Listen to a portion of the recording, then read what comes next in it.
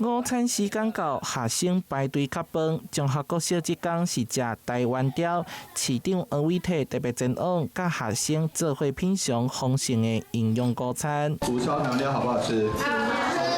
聽學校營養師介紹台灣釣食材，嘛甲學生進行互動。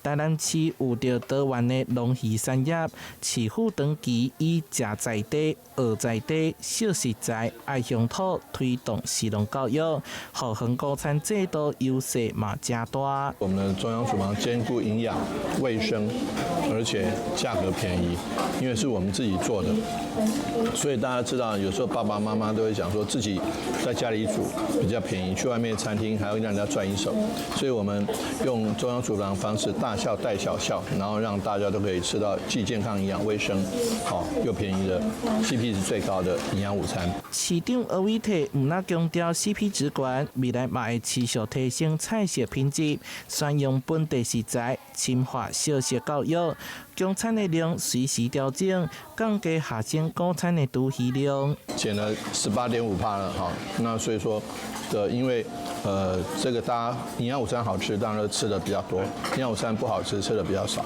所以我們既好吃又可以廚餘減量。你看今天是台灣釣這麼好吃，對啊，全部都吃光光了。那當然小朋友吃光光比較厲害，大人吃光光不算什麼。好，我要把它吃掉了。好吃。